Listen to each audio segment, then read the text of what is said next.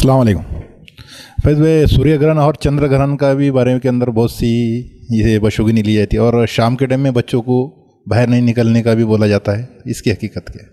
भाई ने एक सवाल किया कि सूरज और चांद ग्रहण की क्या हकीकत है, जो कि हम नहुसत के बारे में या लोग जो चीज़ों को मनहूस समझते बात करें। सूरज और चांद ग्रहण की कोई हकीकत नहीं है सिवाय अल्लाह की निशानियों में से कि अल्लाह किस तरह से एक चमकते हुए सूरज को दिन दहाड़े अंधेरा कर सकता है, इसी तरह क़यामत के रोज़ इसको मुकम्मल बुझा देगा। और किस तरह से एक चमकते हुए चांद को अल्लाह ताला रात में जो है अंधेरा बिल्कुल एकदम डार्क कर देता है, जो सफ़ेद चमकता है खूबसूरत कर देता है, इसी तरह रोज़ क़यामत अल्लाह ताला इस चांद को ढाक लेंगे और ये अपनी नूर को, अपनी जो रोशनाई को जो है, अपने रिफ्लेक्शन को जो है छोड़ देगा। ये एक निशानी है कि अल्लाह कैसे इन अलामतों को जो इतनी बड़ी है दुनिया में बताता है, मैं ख़त्म भी कर सकता हूँ छोटी। जैसा कि क़यामत से पहले हम सोते रहेंगे, तो इसका नमूना ये कि असहाब कहफ को देख लीजिए, कितने 100 साल दुनिया में सोते रहे फिर जिंदा हो गए, तो वैसे ही क़यामत दिन भी उठ जाएंगे। तो ये नमूना है सूरज और चांद ग्रहण, ये अल्लाह की निशानियाँ हैं। इसके ताल्लुक़ से हमारा कोई अक़ीदा नहीं होना चाहिए, कोई फेल और कोई बदफेली नहीं। आइए हदीस के अल्फाज इस तरह से, नबी अकरम सल्लल्लाहु अलैहि वसल्लम के बेटे का इंतकाल हुआ, सहाबा ने कहा, और उस दिन सूरज ग्रहण हो गया। सहाबा ने कहा, नबी अकरम सल्लल्लाहु अलैहि वसल्लम का बेटा था ना, इसलिए सूरज ग्रहण। नबी अकरम सल्लल्लाहु अलैहि वसल्लम का बेटा था ना, इसलिए सूरज ग्रहण हुआ। नबी अकरम सल्लल्लाहु अलैहि वसल्लम जैसी बात मालूम हुई, आप मिंबर पे खड़े हुए कहा, ए लोगो, सूरज और चांद अल्लाह की निशानियां हैं, ये किसी के जीने और मरने से आते और जाते नहीं है, ये अल्लाह के हुक्म से आते जाते, किसी जीने और मरने से आते जाते नहीं है। तो बहुत से लोग बोलते ना, अरे नो मर गए, तो आज देखो बारिश बहुत हुई, आसमान रो रहा था। कोई आसमान किसी के लिए नहीं रोता, कोई सितारा किसी के लिए नहीं रोता, कोई चांद और सूरज ग्रहण किसी नबी के बेटे के इंतकाल पर भी अपने कोर्स को, अपने टाइम को और अपनी जो उसकी मदार, उसके ऑर्बिट्स में घूमना छोड़ता नहीं। याद रखिए, समझ रहे आप इस बात को?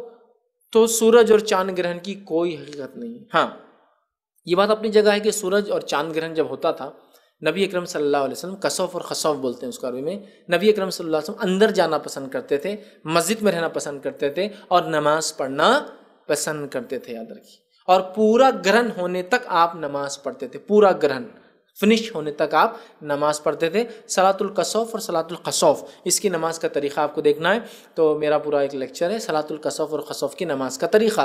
तो आप नमाज पढ़ते थे, एक चीज़ तो पता चली, आप अंदर हो जाते। तो कोई अगर एज अ प्रिकॉशन घर के अंदर होना चाहिए, या कोई कहे साइंटिफिकली ऐसी रेज, ऐसी शुआएं निकलती है जिन शुआओं से तकलीफ हो सकती है, तो एज अ प्रिकॉशन हम अंदर चले जाए तो this is well and good, ये कर सकते हैं आप, कोई मसला नहीं। लेकिन इस बुनियाद पर नहीं कि चांद तकलीफ में है, सूरज तकलीफ में है, अब अगर बाहर निकलेंगे तो वो हम पे शापित, मतलब हमको कुछ तो भी लगा देगा। लोग यही समझते हैं सूरज तकलीफ में रहता बोले ग्रहण के टाइम पे, चांद तकलीफ में रहता, जबकि आपको अगर फिजिकल में बताऊं तो तकलीफ में कुछ रहता ही नहीं। दुनिया है एक गोले की शक्ल में, सूरज है चमक रहा है, जब चांद, सूरज और दुनिया के बीच में चांद आ जाता है बीच में, समझ रहा, तो वो सूरज ग्रहण हो जाता है, सूरज छुप जाता है। और जब यही चीज होती है कि चांद रात का वक्त है और सूरज बीच में आ जाता है उसके, समझ रहा, तो चांद ग्रहण, चांद छप जाता है।